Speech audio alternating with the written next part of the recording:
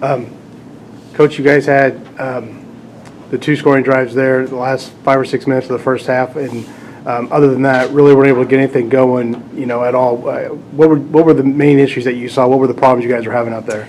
Yeah, I think we had several key drops that I thought hurt us.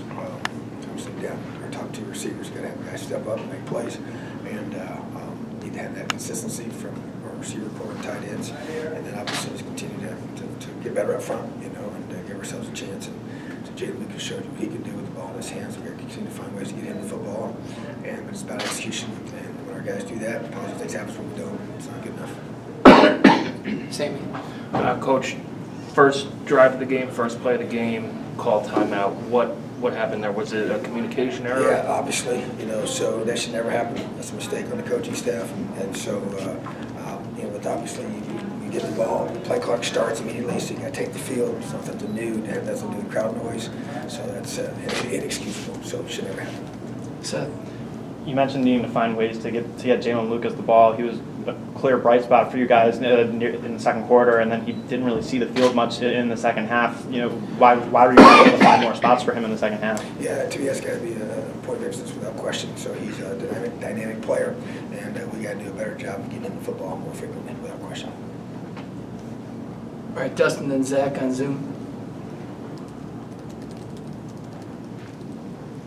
Dustin. Are we doing questions already? Yep, then Zach. What's up? You and then Zach. Okay. Tom, are you there? Yes, sir. Okay, sorry about that. I couldn't see you. There you go. I guess to start, when did you guys find out you weren't going to have Cam and DJ? And how did you just sort of see the offense, you figure itself out and then run into trouble in the course of the evening? Yeah, so first of all, Cam's got a non-COVID illness that hopefully he should be back from here soon, but wasn't able to play. Something that we, doesn't have any control over, so he'll be okay. But couldn't bring him on a trip. DJ was here, warmed up, tried to see if he could go. Still not quite 100% yet, and don't want to do anything to set him back. We need him without question. So hopefully we'll get those guys back next week if at all possible. And they did some good things offensively, but wasn't consistent. He's got to be consistent, got to execute. You got to be able to block up front. We got to be able to catch footballs. We got to be able to, not have illegal procedures. We got to make sure we're doing little things the right way, not shoot ourselves in the foot. By getting off to a negative start on those drives. So, but when we do, positive things happen. When we don't, it's not. As I just mentioned, it's not good enough. So, just got to keep working. We play a tough schedule. We know that, and it's a long season. Just got to keep getting better every single week. Zach and Matt in the room. I guess, Tom, talking about the offense just more broadly, just what are you seeing in terms of maybe it not being able to get on schedule? And I know you guys have been good on third downs kind of before tonight. I think tonight was a little bit below kind of your season average, but just in terms of being able to get to 2nd and 6, 2nd and 5, and give yourself, I guess, kind of that comfort zone, just what in your mind kind of isn't working there right now? Well, you said it, we were 2 for 15, I saw there on third downs, which is not even close to being good enough. And it's really tough. Too many third longs, which makes it very difficult to convert.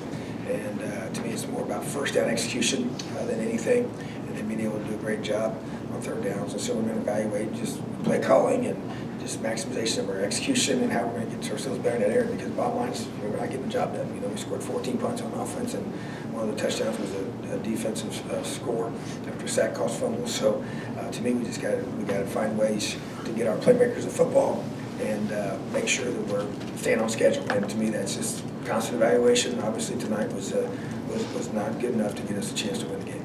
Matt. Coach, you and Coach Bell at the beginning, we talked about trying to find the 5 best guys. You shuffled the line tonight, moving some guys around, due to some injuries. What went into that decision to move those guys around, and what was your assessment of how they played tonight? Well, you got to watch the film to get the full assessment. Sometimes things appear a certain way, but obviously you still got to, do a better job of blocking. I think that's obvious. But at the same time, we're trying to get the best combination. We put Zach there, guard, and with his issues with his hand, and so we had to move Michael and Katie to center, and then continue to look to find the best combination. We'll always keep reevaluating that each day and each week to get the best 5 out there and try and play as many guys as we can that are ready to play and help us win football games. So to me, still, as a whole offense, it's not good enough. So I think we all agree with that, and the evaluation process continues. All right, Tyler, back on Zoom. Yeah, Coach, Connor talked about how basically he felt like the offense made itself. I guess, how do you go about fixing that? Is that something that you can work on in practice or film, or how is that something that you can correct moving forward?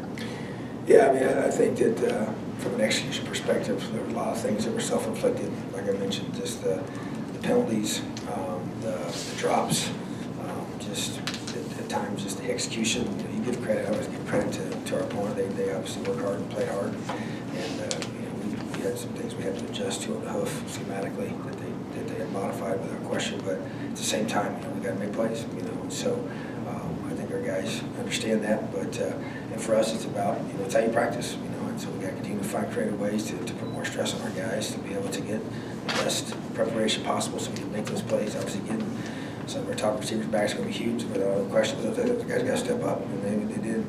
Made some good plays for us tonight. Some of those guys did. We also had some key drops. So to me, that's buck stops with each one of us, and obviously it starts with me, it starts with our staff, and we got to do a great job to get our guys ready. Seth and then Zach on Zoom. Tom, I asked you about this earlier in the week, and I know you only had one game to look at of Nebraska after they made the coaching change. So tonight, did they throw anything at you that you weren't expecting?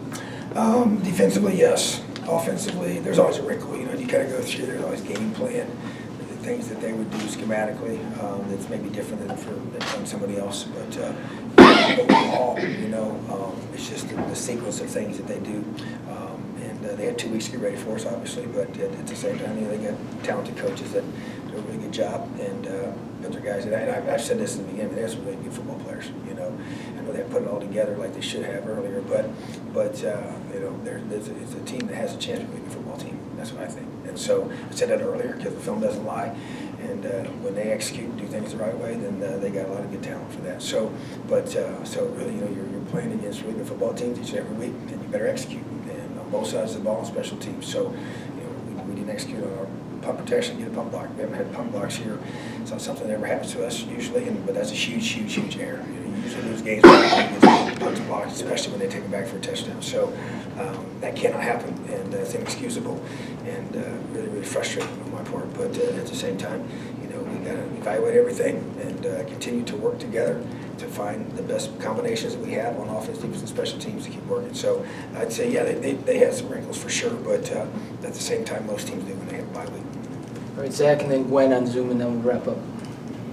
Tom, I guess just asking injury-wise, I imagine you may not have a full picture, but Jalen, it seemed like kind of from the minute he kind of had that weird fall reach on the punt cover, he sort of did something with his shoulder. Just how's he doing? And I don't think we saw him come back in. Just kind of where is he moving forward? Well, fortunately, he did, earn injury his shoulder on that play, and he did come back and play a few snaps. So he should be, and we'll go through, and there's different AC sprains that you have, and different degrees of those, and we'll evaluate that. And obviously, within the realm of our medical staff, we can get him back as soon as possible so he can help us. So he did come back and play in the game a few snaps, and so, but other guys, with that corner position, got to rise up. We got two really good ones that I thought there was one play Taiwan made was just a phenomenal play, and Jalen has some good ones too. But got a couple holes that we can't have from that position.